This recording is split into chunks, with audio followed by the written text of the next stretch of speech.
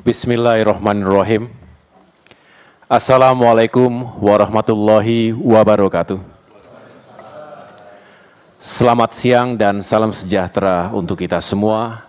Shalom, Om Swastiastu, Namo Buddhaya, salam kebajikan. Yang terhormat Ketua, para Wakil Ketua, dan para anggota Komisi 2 Dewan Perwakilan Rakyat Republik Indonesia. Alhamdulillahirrabbilalamin, marilah kita memanjatkan puji syukur kehadirat Allah Subhanahu wa Ta'ala, karena hari ini kita bisa mengikuti rapat kerja dalam keadaan sehat walafiat. Pada kesempatan yang baik ini, saya juga ingin mengucapkan selamat menunaikan ibadah puasa Ramadan 1445 Hijriah bagi yang menjalankannya. Semoga puasa kita diterima oleh Allah Subhanahu wa Ta'ala. Amin ya Rabbal Alamin. Kami menyambut gembira undangan dari pimpinan DPR RI untuk melaksanakan rapat kerja pada hari ini sebagai bahan pertanggungjawaban kita semua, baik eksekutif maupun legislatif, kepada rakyat Indonesia, sekaligus wadah konsultasi dan koordinasi.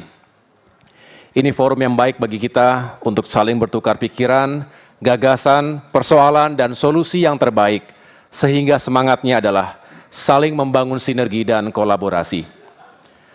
Sesuai dengan undangan yang kami terima, rapat kerja kali ini akan membahas tentang perkenalan saya selaku pejabat Menteri ATR Kepala BPN yang baru dan program kerja Kementerian ATR BPN tahun 2024 bersama Komisi 2 DPR RI selaku mitra kerja Kementerian ATR BPN. Yang terhormat Ketua, para Wakil Ketua, dan para anggota Komisi 2 Dewan Perwakilan Rakyat Republik Indonesia. Terkait perkenalan sebagai agenda pertama, saya Agus Harimurti Yudhoyono izin menyampaikan latar belakang profesi maupun pendidikan yang saya miliki. Latar belakang profesi saya adalah perwira militer, wira swasta, dan politisi. Selama 16 tahun bertugas di TNI, saya menempuh penugasan operasi, baik di dalam maupun luar negeri, termasuk misi perdamaian PBB di wilayah konflik perbatasan Lebanon-Israel.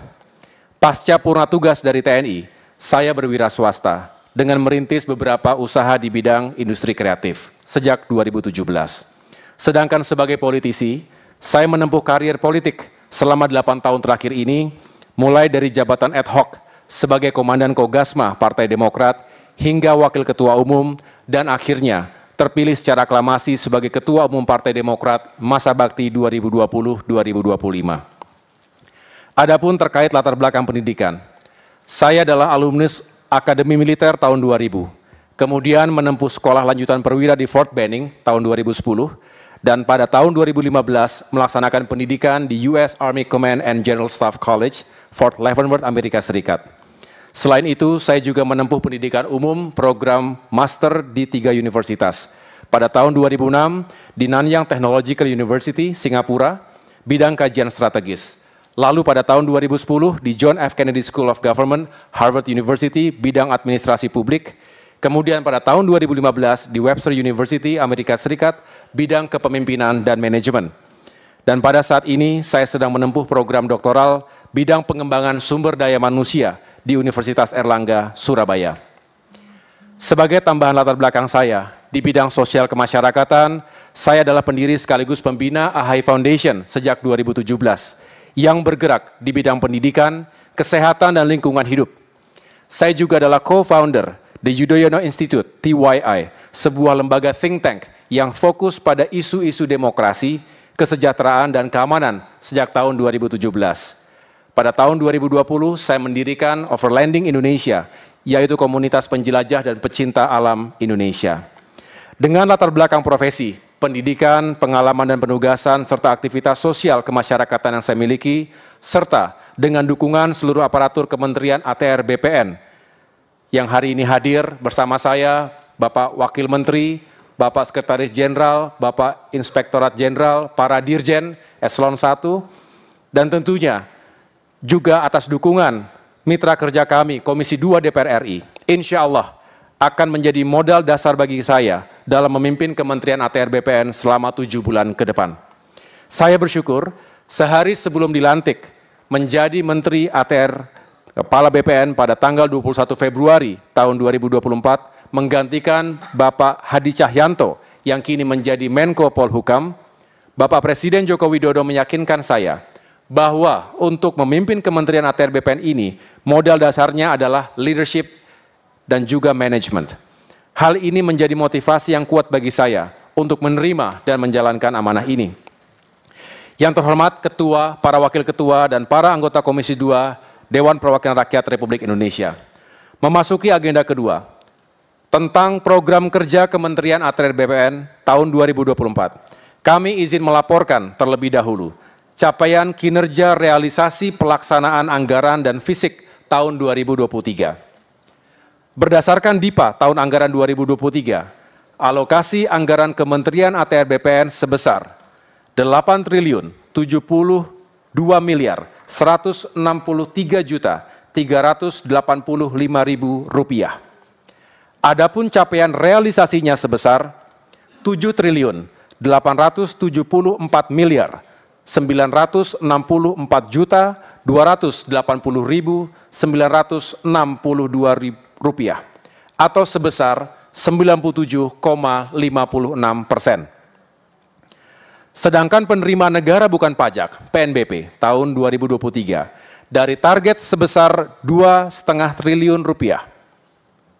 Realisasi capaiannya menggembirakan karena melebihi target yakni 3,05 triliun rupiah atau sekitar 121,89%.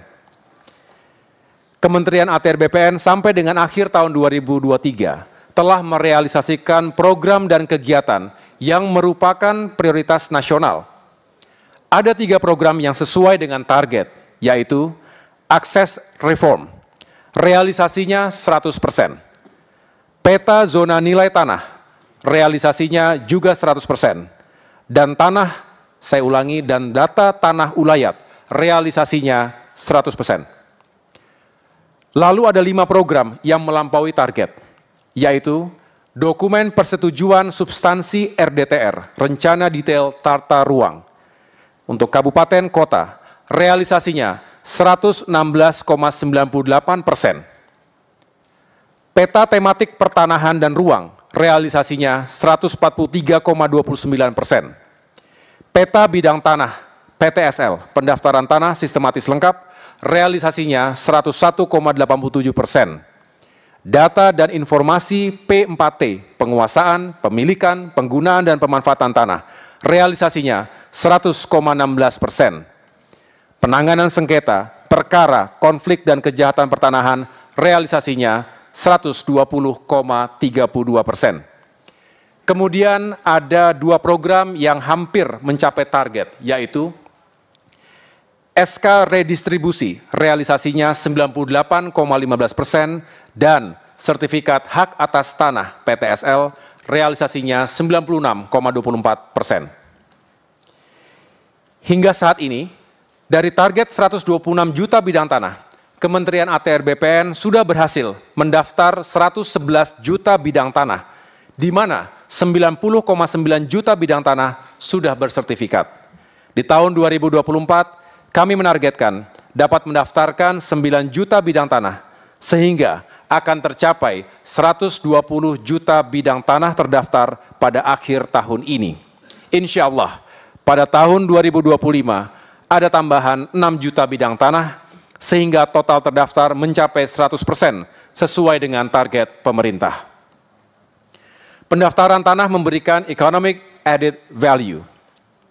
Saya ulangi, economic value added kepada negara dan masyarakat. Sejak dilaksanakannya pendaftaran tanah sistematis lengkap PTSL tahun 2017 hingga tahun 2023, EVA yang telah dicapai sebesar 6.076 triliun rupiah yang terdiri dari pajak penghasilan, PPH, bea perolehan hak tanah dan bangunan, BPHTB, penerimaan negara bukan pajak, PNBP, dan nilai hak tanggungan atau HT. Selanjutnya, untuk menyukseskan program pendaftaran tanah itu, saat ini kita sudah memiliki 13 kabupaten kota lengkap. Artinya, di kabupaten kota itu, seluruh bidang tanah terpetakan dan lengkap, baik secara spasial maupun yuridis yang bertujuan untuk meminimalisir pergerakan mafia tanah, mendukung proses digitalisasi administrasi tanah, serta memberikan kepastian hukum hak atas tanah kepada masyarakat. 13 kabupaten kota lengkap itu antara lain Kota Sibolga, Kota Metro, Kota Bontang, Kota Bogor, Kota Jakarta Utara, Kota Jakarta Barat, Kota Jakarta Pusat, Kota Tegal, Kota Yogyakarta, Kota Surakarta, Kota Madiun, Kota Denpasar, dan Kabupaten Badung. Kabupaten kota lengkap ini merupakan bagian dari 104 kantor pertanahan yang telah kami tetapkan sebagai prioritas program pendaftaran tanah Kabupaten Kota Lengkap hingga akhir 2024. Program itu tersebar di 30 provinsi, mulai dari Pulau Sumatera, Jawa, Bali, Nusa Tenggara, Kalimantan, Sulawesi, Maluku, hingga Papua. Yang terhormat Ketua, Wakil Ketua, dan para anggota Komisi 2 DPR RI, selanjutnya kami akan menyampaikan rencana program, kegiatan, dan anggaran Kementerian ATR BPN tahun anggaran 2024 sebagai berikut. Berdasarkan DIPA Kementerian ATR BPN, pagu anggaran tahun anggaran 2024 saat ini sebesar 7.589.193.179.000 rupiah. Total pagu anggaran untuk program dukungan manajemen sekitar 4,62 triliun rupiah. Untuk program pengelolaan dan pelayanan pertanahan sekitar 2,86 triliun rupiah. Dan untuk program penyelenggaraan penataan ruang sekitar 109 miliar rupiah. Berdasarkan surat edaran Kementerian Keuangan nomor S1082 MK02 2023 pada tanggal 29 Desember 2023 tahun anggaran 2024, pemerintah melanjutkan kebijakan automatic adjustment sebesar 50,15 triliun rupiah untuk seluruh kementerian lembaga, di mana automatic adjustment Kementerian ATR BPN sebesar 404,31 miliar rupiah dengan sumber dana rupiah murni. Pagu anggaran tahun 2024 per eselon 1 kami rincikan sebagai berikut. Untuk Sekretariat Jenderal, sekitar 7,16 triliun rupiah. Inspektorat Jenderal sekitar 28,6 miliar rupiah. Ditjen Tata Ruang sekitar 112,27 miliar rupiah. Ditjen Survei dan Pemetaan Pertanahan dan Ruang sekitar 99,07 miliar rupiah. Ditjen Penetapan Hak dan Pendaftaran Tanah sekitar 48,63 miliar rupiah. Ditjen Penataan Agraria sekitar 24,98 miliar rupiah. Ditjen Pengadaan Tanah dan Pengembangan Pertanahan sekitar 26,4 miliar rupiah. Ditjen Pengendalian dan Penertiban Tanah dan Ruang sekitar 65,59 miliar rupiah. Dan Ditjen Penanganan Sengketa dan Konflik Pertanahan sekitar 25,27 miliar rupiah. Jumlah total pagu anggaran tahun 2024 adalah sekitar 7,589 triliun rupiah. Dari jumlah total itu, pagu anggaran untuk belanja operasional sekitar 3,794 triliun rupiah dan untuk belanja non operasional sekitar 3,795 triliun rupiah. Belanja operasional digunakan untuk gaji, tunjangan, saya ulangi, untuk gaji, tunjangan, kebutuhan operasional, pemeliharaan kantor, dan lain-lain. Sedangkan belanja non-operasional digunakan untuk mendukung program atau kegiatan dukungan manajemen, pengelolaan, dan pelayanan pertanahan, serta penyelenggaraan penataan ruang sesuai dengan output utama yang telah ditetapkan. Rancangan program dan kegiatan Kementerian ATR BPN tahun 2024 merujuk pada Rancangan Tema Rencana Kerja Pemerintah RKP tahun 2024, yaitu mempercepat transformasi ekonomi yang inklusif dan berkelanjutan. Kemudian dijabarkan dalam tematik perencanaan tahunan yang merupakan tahun institusi berstandar dunia. Sebagai pelaksanaan tahun keempat Peraturan Menteri ATR Kepala BPN nomor 27 tahun 2020 tentang rencana strategis Renstra Kementerian ATR BPN pada tahun 2020 hingga 2024. Rancangan tersebut memprioritaskan kegiatan-kegiatan sebagai berikut. Pertama, digitalisasi data pertanahan berupa layanan elektronik dan sertifikat elektronik. 2.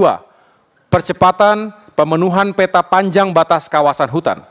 3. Percepatan pendaftaran tanah melalui pendaftaran tanah sistematis lengkap, PTSL. 4. Manajemen aset lahan dalam pemberdayaan masyarakat, reforma agraria yang terdiri dari aset reform, yaitu redistribusi tanah dan akses reform, yang merupakan major project dalam rangka mendukung pengembangan wilayah untuk mengurangi kesenjangan. 5. Pengadaan tanah untuk kepentingan umum. 6. Pengelolaan pemanfaatan pengendalian tanah dan ruang yang berkualitas. 7. Penyelesaian sengketa dan konflik pertanahan. 8.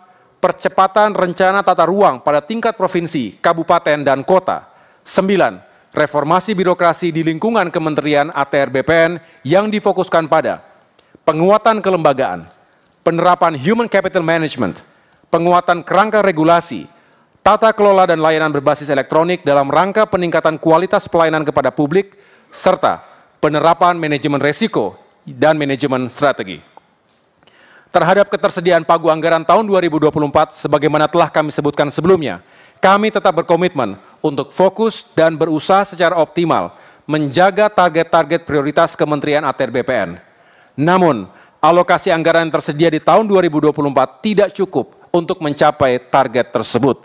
Untuk itu, dalam rangka meningkatkan PNBP kita juga, kami telah berkoordinasi dengan Menteri Keuangan agar Kementerian ATR BPN mendapatkan penambahan anggaran sebesar 675,87 miliar rupiah yang bersumber dari penerimaan PNBP 2023. Adapun dari dana tersebut, 300 miliar rupiah dialokasikan untuk PTSL, 100,4 miliar rupiah dialokasikan untuk RDTR, dan 225,46 miliar rupiah dialokasikan untuk penyiapan 104 kabupaten kota lengkap dan transformasi digital.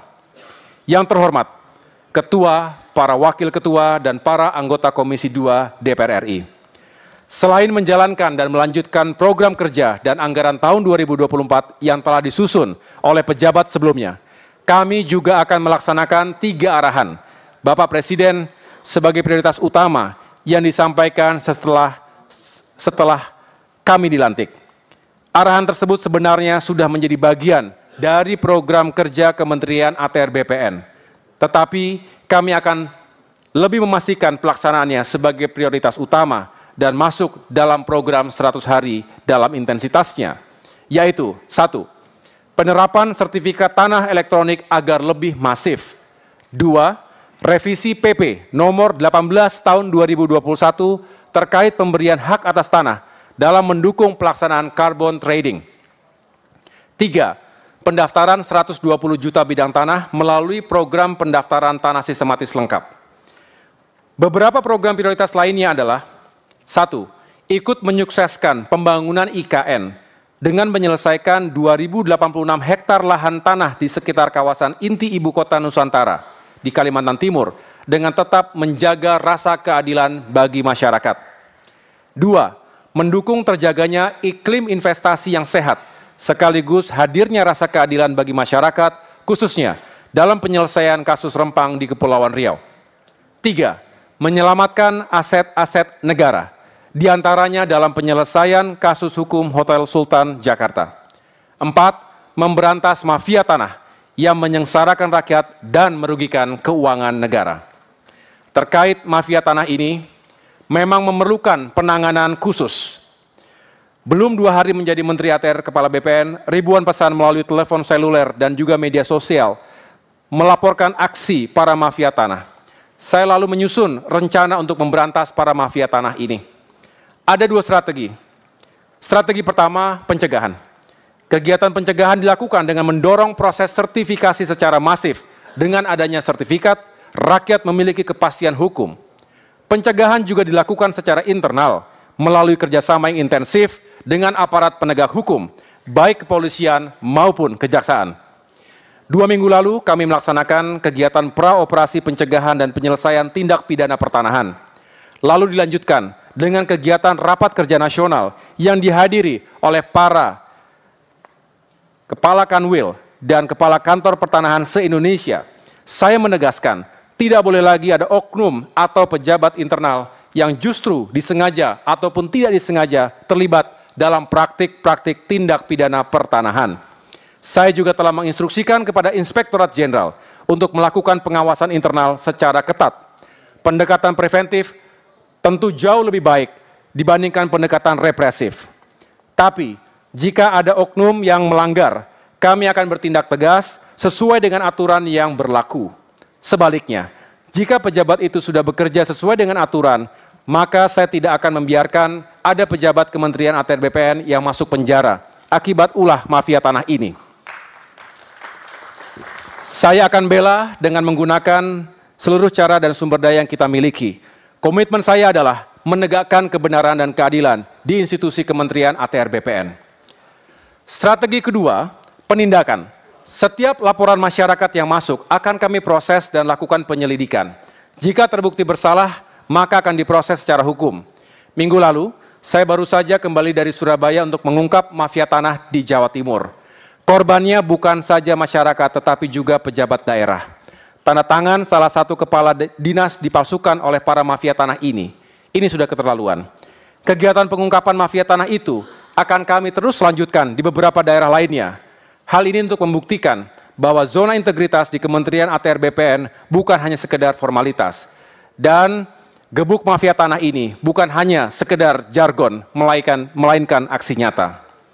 Alhamdulillah, berkat sinergi dan kolaborasi antara Kementerian ATR BPN dan aparat penegak hukum, kita telah berhasil menyelamatkan potensi kerugian negara akibat kasus kejahatan pertanahan sebesar 13,2 triliun rupiah pada tahun 2023. Di tahun 2024 ini, kita telah menetapkan target-target operasi sebanyak 82 kasus dengan total luas bidang tanah sekitar 4.569 hektar dengan tujuan untuk menghindari potensi kerugian negara sebesar lebih dari 1,7 triliun rupiah. Yang terhormat Ketua, Wakil Ketua, dan para anggota Komisi 2 DPR RI. Akhirnya, seluruh program Kementerian ATR BPN berorientasi kepada terciptanya kepastian hukum, rasa keadilan, dan mendukung pertumbuhan ekonomi negara. Bagi masyarakat, kepastian hukum atas kepemilikan tanah dapat menjadi aset dan modal usaha, sehingga memperluas akses ekonomi masyarakat. Begitu juga kepastian hukum bagi dunia usaha akan memberikan rasa aman dalam berinvestasi, yang pada akhirnya akan menciptakan pertumbuhan ekonomi. Dalam implementasinya, rasa keadilan harus tercipta baik untuk masyarakat maupun dunia usaha. Itulah yang saya sebut sebagai keadilan untuk semua dan kesejahteraan untuk semua. Justice for all, prosperity for all. Demikian hal-hal yang dapat kami sampaikan dalam rapat kerja hari ini. Mohon kiranya dalam pelaksanaan program dan kegiatan tahun anggaran 2024 senantiasa mendapatkan dukungan dan pendampingan dari yang terhormat Bapak Pimpinan dan para anggota Komisi 2 DPR RI, sehingga apa yang telah diprogramkan dapat dilaksanakan dengan baik. Atas segala upaya dan dukungan yang diberikan oleh yang terhormat pimpinan dan segenap anggota Komisi 2 DPR RI, kami mengucapkan terima kasih. Demikian yang dapat kami sampaikan. Sekali lagi kami mengucapkan terima kasih atas penerimaan yang begitu baik ini. Kami selanjutnya siap untuk bekerja dan terus berkoordinasi bersama dengan Komisi 2 DPR RI untuk mewujudkan cita-cita besar kita, terutama di bidang agraria, pertanahan, dan tata ruang. Terima kasih, kurang lebihnya saya mohon maaf. Wassalamualaikum warahmatullahi wabarakatuh. Waalaikumsalam warahmatullahi.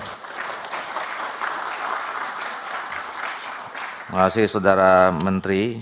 Bapak Ibu sekalian, pimpinan dan anggota Komisi 2 DPR RI, tadi kita sudah sama-sama mendengarkan penjelasan dari Saudara Menteri. Seperti biasa kita akan lanjutkan di sesi pendalaman. Saya minta persetujuan dulu, kita batasi sampai 16.30 ya. Jadi kalau bisa seperti biasa 5 menit. Ya 3 menit juga lebih bagus.